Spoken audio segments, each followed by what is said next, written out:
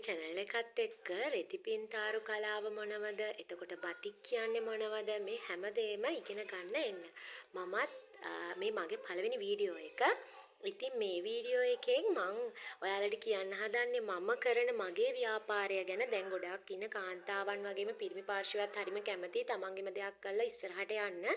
ඉතින් මමත් කැමතියි මම දන්න දේ මගේ දැනුම ඔයාලත් එක්ක බෙදා ගන්න. මගේ ව්‍යාපාරය, ඒ කියන්නේ මගේ ව්‍යාපාරයට මම මොනවද කරන්නේ, මම කොහොමද මේක ඒ කියන්නේ දිනු කරගන්නේ, මම කොහොමද ඒ කියන්නේ මේ ඕඩර් එකක් රෙඩි කරන්නේ, හැමදේම මම ඔයාලත් එක්ක බෙදා ගන්න තමයි මම මේ වීඩියෝ එක අරගෙන ආවේ. හැමෝම කැමතිනේ තමන්ගේ දෙයක් පටන් ගන්න. ඉතින් හැම දෙයකටම උත්සාහවන්ත වෙන ඔයාලට තමයි මේ වීඩියෝ එක මම අරගෙන ආවේ.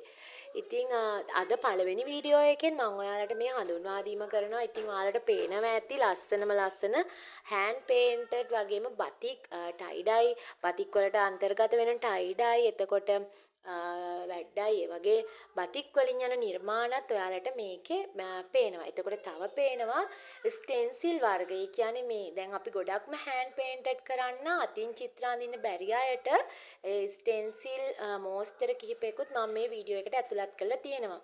ඉතින් ඔයාලට පුළුවන් මාත් එක්ක දිගටම එකතු වෙන්න. මම ඊළඟ වීඩියෝ එකේ ඉඳලා ගේන්න බලාපොරොත්තු වෙනවා කොහොමද දෙයක් ඒ කියන්නේ ප්‍රැක්ටිකල් හරි එහෙම නැත්නම් තියරියක් කැමති මම දන්න දේවලුත් ඔයාලත් එක්ක බෙදා ගන්න. මුලින්ම මම කියන්න ඕනේ මම වෘත්තිමය ගුරුවරියක් නෙමෙයි.